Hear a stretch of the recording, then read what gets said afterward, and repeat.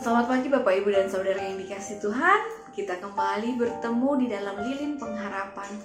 Sebelum kita merenungkan firman Tuhan, marilah kita meminta bimbingan Roh Kudus. Mari kita berdoa. Bapa kami yang ada di surga, kami sungguh mengucap syukur atas segala berkat yang Kau berikan pada kami, sehingga kami boleh menjalani kehidupan ini kembali. Ya Bapa, biarlah Engkau sendiri yang terus membimbing kami, membimbing pikiran, perkataan, perbuatan kami, sehingga apa yang kami lakukan hari ini benar-benar seturut dan menyenangkan hati-Mu. Di dalam nama Tuhan Yesus Kristus, Juru Selamat kami yang hidup, kami berdoa. Amin.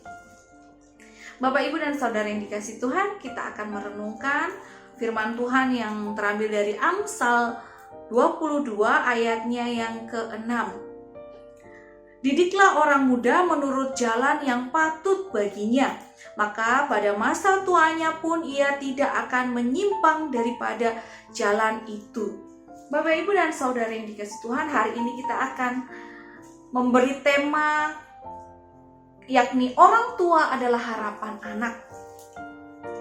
Seperti bapa sayang kepada anaknya, sebagaimana seorang ibu mencintai anaknya, demikian juga Bapamu yang ada di surga mencintai engkau. Itu terambil dari firman Tuhan yang ada di dalam Mazmur 103 ayatnya yang ke-13 dan Yesaya 66 ayatnya yang ke-13. Bapak, Ibu, dan Saudara yang dikasihi Tuhan, sudah 1 bulan kita berada di rumah. Terkadang situasi ini benar-benar menyenangkan karena kita bisa berkumpul bersama keluarga dan memberi hal-hal positif. Kita lebih produktif bersama dengan keluarga dan lain sebagainya. Tapi kadangkala ini juga merupakan masalah tersendiri. Banyak masalah mulai muncul akibat kita berada di dalam satu tempat bersama. Nah, apa itu masalahnya? Salah satunya adalah masalah bersama dengan anak kita. Nah, ini bagi orang tua yang memiliki anak-anak kecil yang sedang bekerja juga di dalam rumah, pasti menganggap anak adalah salah satu gangguan yang harus disingkirkan, atau kita harus pergi jauh-jauh dari anak agar tidak diganggu ketika kita bekerja. Nah, kita selalu menyalahkan anak ketika misalnya kita sedang serius bekerja, tiba-tiba anak muncul dan kita menyalahkan dia atas sikapnya atau atas perbuatannya. Atau mungkin bagi anak-anak kita yang sudah mulai besar begitu, di situ kita mulai terkadang ada diskusi-diskusi, gesekan-gesekan kecil yang membuat kita bertengkar dengan mereka. Adu mulut, adu pendapat. Setelah itu juga mungkin bagi kita yang oma opa yang sudah memiliki anak yang sudah berkeluarga, kita tinggal di dalam satu rumah, kita mulai ada permasalahan-permasalahan dengan anak yang muncul. Nah, Bapak, Ibu, dan Saudara yang dikasihi Tuhan, ketika kita mau merenungkan ayat yang saya tadi bacakan di dalam Amsal 22 ayat yang ke-6 tentang mendidik orang muda menurut jalan yang patut baginya. Nah, kita mau diingatkan kembali bahwa kita ini adalah harapan mereka. Kita adalah harapan untuk memperoleh kebahagiaan. Kita ini adalah harapan agar bisa mereka melakukan segala sesuatu secara mandiri. Kita harapan mereka. Kita orang tua dituntut untuk memberi teladan, kita dituntut memberi bimbingan agar mereka benar-benar bisa berjalan, terkhusus di dalam firman Tuhan, ada di dalam jalan yang benar, sesuai dengan firman Tuhan. Tugas utama kita adalah wakil Allah yang memperlihatkan mereka untuk pertama kali kasih Allah. Bukan dari gereja, bukan dari lingkungan, bukan dari manapun, tetapi keluarga, terkhusus orang tua. Kita sebagai orang tua adalah wakil Allah menyatakan kasih-Nya. Kita adalah saluran pertama. Kita adalah orang yang dituntut, orang tua yang dituntut untuk menyatakan menyatakan Allah di dalam keluarga kita. Nah, kenapa anak berbuat seperti itu? Kenapa anak meminta kita untuk kebahagiaan, untuk membimbing mereka? Karena memang itu adalah tugas dan kewajiban kita sebagai orang tua.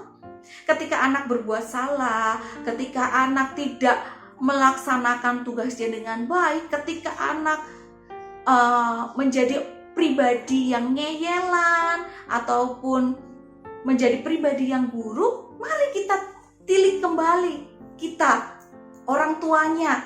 Bagaimana kita mengajari mereka? Apakah kita sudah menyatakan kasih Allah kepada dia, sehingga besok ketika dia sudah besar, dia berada di dalam jalan Allah? Atau kita belum menyatakan kasih Allah kepada dia, sehingga dia tidak pernah merasakan kasih Bapa, tidak merasakan kasih seorang ibu. Sehingga bagaimana gereja mau mengajarkan bahwa Allah itu adalah sumber kasih ketika mereka tidak merasakan itu di dalam keluarga. Mereka tidak mengerti, mereka tidak pernah tahu bagaimana kasih sayang itu.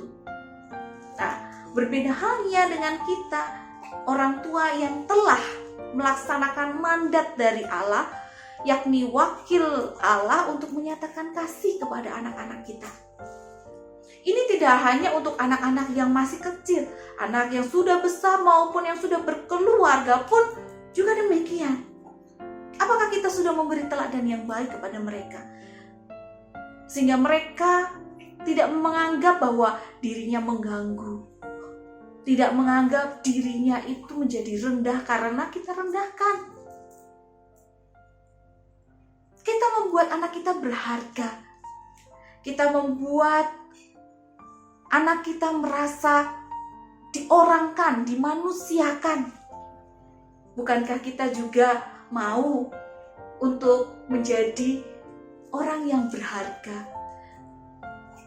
Allah Bapa telah mengasihi kita. Allah Bapa telah menunjukkan kasih-Nya di dalam firman-Nya. Melalui Yesus, kita tahu bahwa bagaimana cara kita hidup.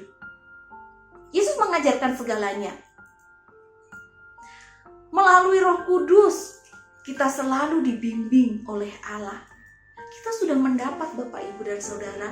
Sekarang saatnya kita memberikan kepada anak-anak kita, agar anak-anak kita selalu ada di jalan Allah, tidak akan menyimpang daripada jalan itu. Nah, kiranya kita terus mau berusaha menyatakan kasih Allah itu secara nyata. Kiranya Allah senantiasa terus memberi kekuatan kepada kita untuk menjalankan mandat dari Allah, menyatakan kasih Allah di dalam keluarga kita. Mari kita berdoa. Bapa kami yang ada di surga, kami sungguh mengucap syukur atas segala hal yang kami dapatkan, atas kasih yang begitu besar Engkau nyatakan. Ajaran-ajaran bagaimana kami harus hidup melalui Yesus Kristus Engkau telah nyatakan. Dan bimbingan dari Roh Kudus selalu ada untuk kami. Hari ini kami boleh merenungkan, kami harus melakukan hal itu juga untuk anak kami, agar dia bisa benar-benar melihat Allah, melihat kasih Allah, melihat begitu besar nyatanya kasih Allah itu di dalam kehidupan ini dari kami. Kami mengajari mereka, kami membimbing mereka, kami memberi teladan kepada mereka. Kiranya Engkau sendiri yang terus memampukan kami untuk menyatakan kasih Allah. Engkau memberi kekuatan kepada kami. Di dalam nama Tuhan Yesus Kristus kami berdoa. Amin.